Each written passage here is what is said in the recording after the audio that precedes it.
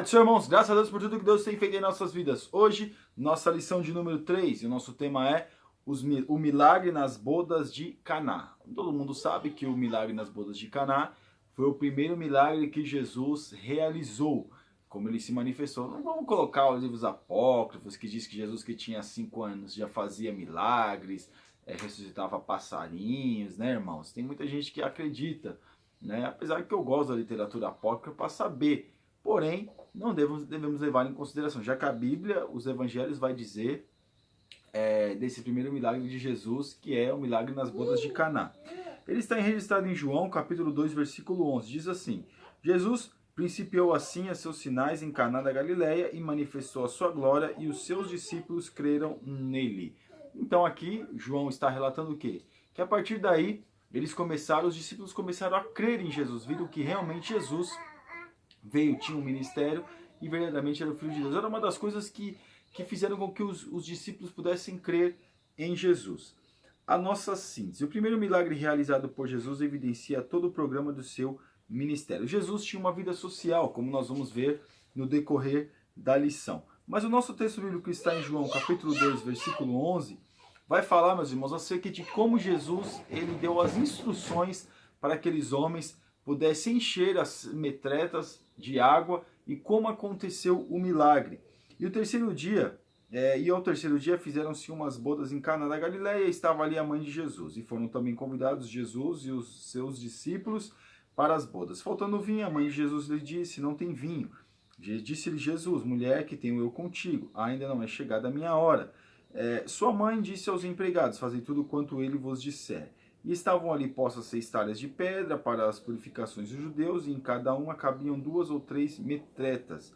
Disse-lhe Jesus: enchei de água essas talhas, e encheram-nas em cima. Disse-lhes: tirai agora e levai ao mestre-sala. E levaram. E logo que o mestre-sala provou a água, feita vinho, não sabendo de onde viera, se bem que sabiam os empregados que tinham tirado água, chamou o mestre-sala ao esposo e disse-lhe: todo homem põe primeiro o vinho bom, e quando já tem bebido bem, então o inferior. Mas tu guardaste até agora o bom vinho. Jesus principiou assim os seus sinais em Caná da Galileia e manifestou a sua glória, e os seus discípulos creram nele. Então nem o esposo sabia exatamente o que estava acontecendo, mas aí Jesus ele realiza o milagre. Porque, meus irmãos, como nós vamos ver no decorrer da lição, era muito deselegante, era até mesmo uma vergonha não ter vinho por todos aqueles dias. As festas duravam muitos dias.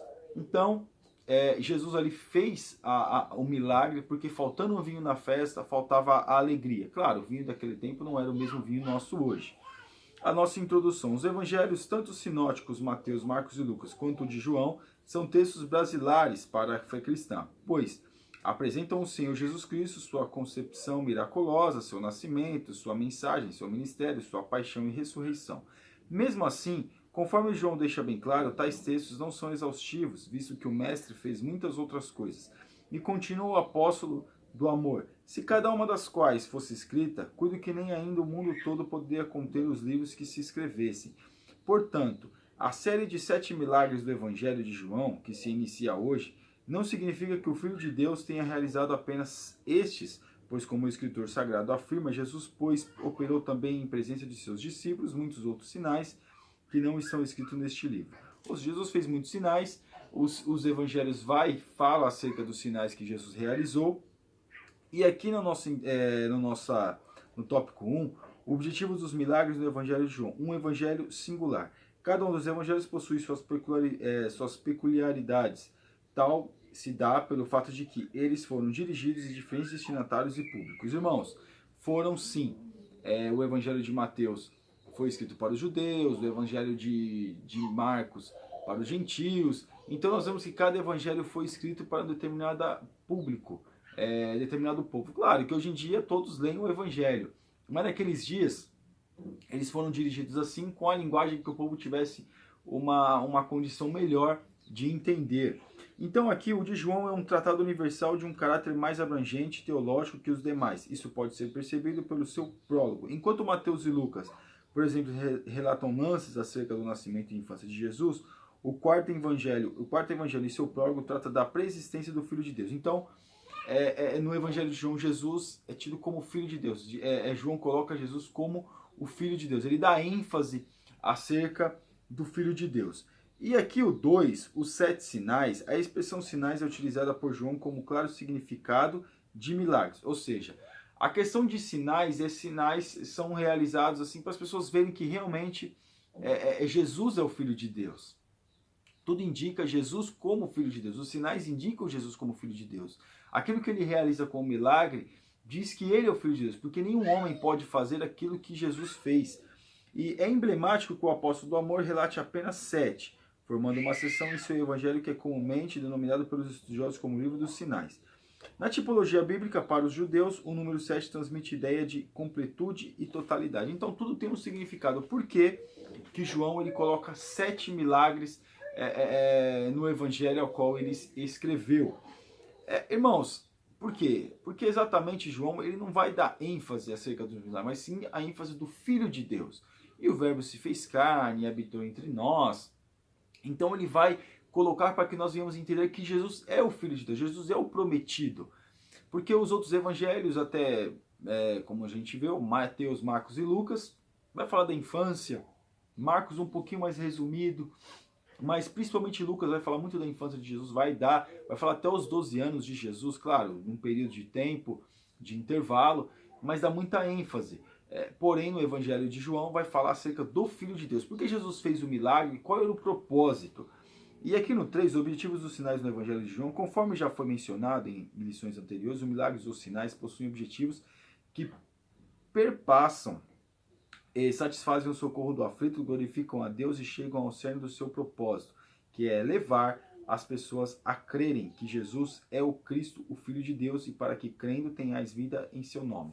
Jesus faz os milagres para que as pessoas pudessem crer em seu nome, né? Não, lógico, a palavra é muito maior. Porém, foi uma das formas que Jesus também, ao trazer, ao ajudar o aflito, ao socorrer as pessoas, também se constitui como sinal para que as pessoas pudessem crer em Jesus. E o 2, Jesus e a vida social. Jesus e a vida social. É sabido que, entre outras coisas, cabia ao discípulo seguir o modelo de vida do seu mestre. Jesus ele tinha uma vida muito social, muito intensa. Jesus ele estava com as pessoas menos afortunadas da sociedade. Jesus estava em lugares que os escribas e fariseus, doutores da lei, nem pensavam em entrar. Mas Jesus estava lá. Jesus tinha uma vida social intensa. Ele ia para lugares diferentes, ele ia falar com pessoas, mas tem uma coisa aqui.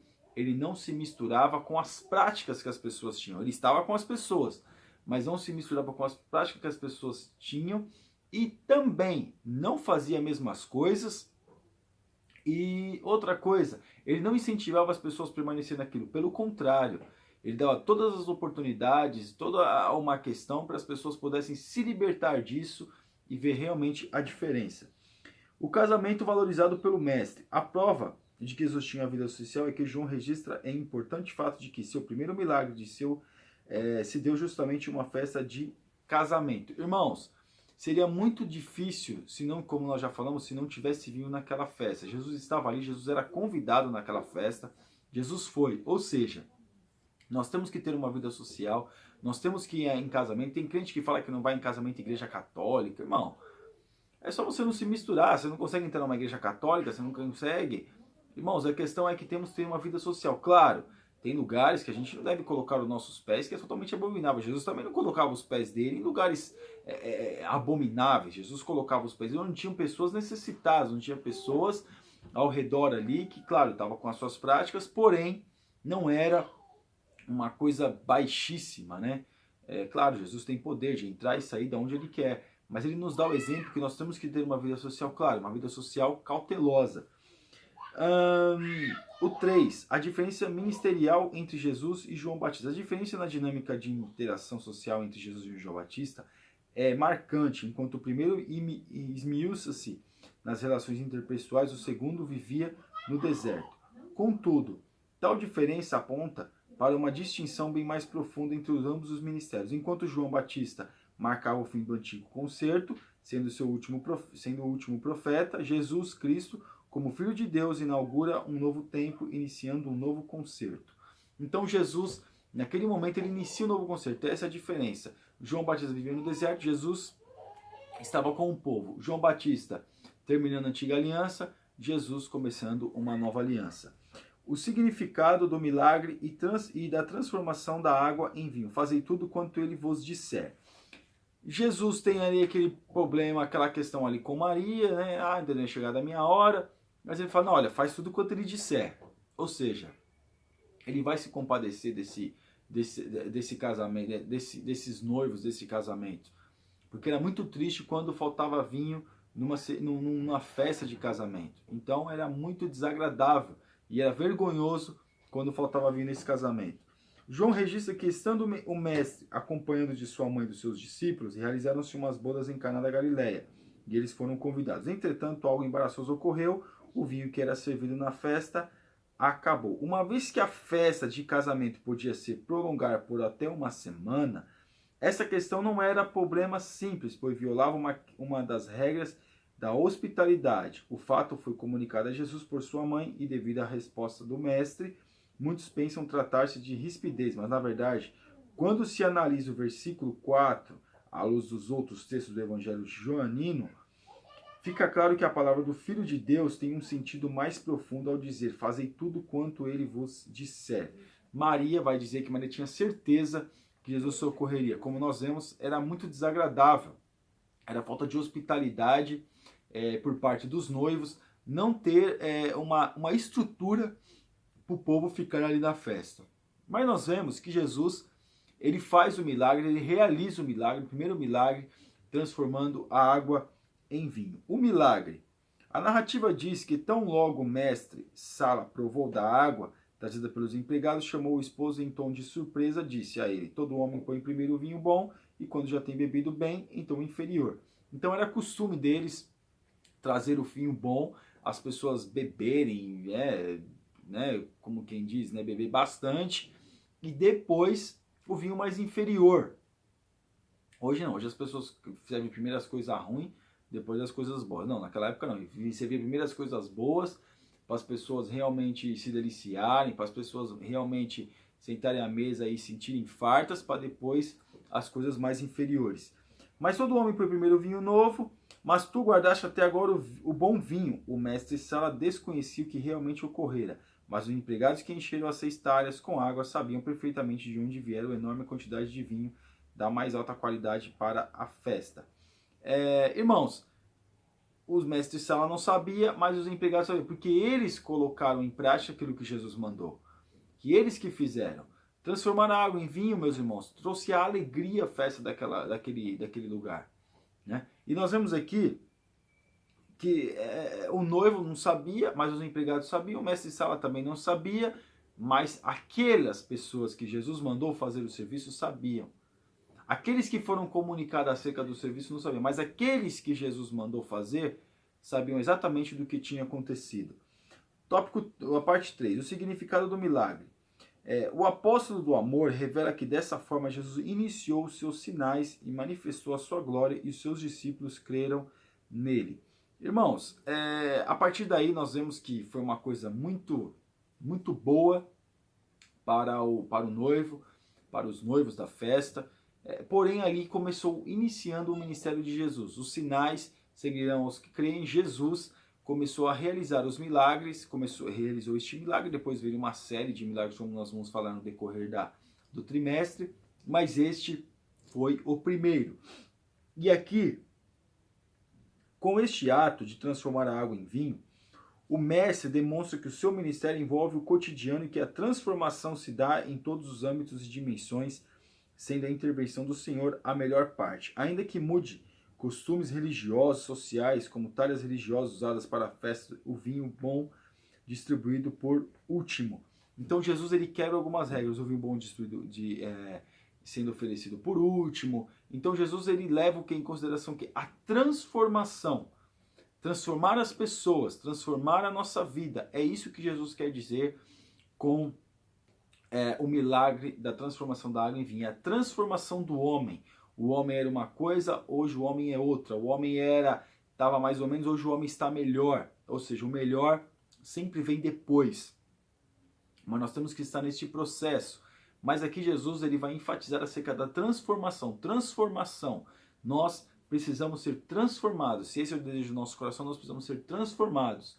E aqueles que Deus manda transformar, ajuda para ter tudo que a situação venha a ser transformada, sabe quem realmente a transformou. Então nós temos que estar na brecha, tanto para ajudar que seja transformada outras vidas, mas também que a nossa vida venha a ser transformada por Deus, pelo Espírito Santo. E aqui a nossa conclusão. O primeiro milagre de Jesus é um resumo de todo o seu ministério, pois denota seu propósito. A transformação da realidade, seja ela pessoal ou ambiental, resultando na glória de Deus. Foi exatamente isso que ocorreu com a realização deste primeiro milagre do Senhor, ou seja, através dele o Mestre manifestou a sua glória e como resultado os seus discípulos creram nele. Jesus manifesta a sua glória, Jesus manifesta a sua presença, Jesus manifesta a sua autoridade, Jesus manifesta o seu poder e aí os discípulos creram nele. Claro, irmãos, mas Jesus teve que fazer um milagre para eles crerem nele. Ali eles já estavam com Jesus, os discípulos já estavam com Jesus, só ajudou a eles crerem ainda mais na divindade do nosso Senhor Jesus. Amém, irmãos? Você ainda que não é assinante do nosso canal, está convidadíssimo a assinar e que Deus te abençoe em nome de Jesus.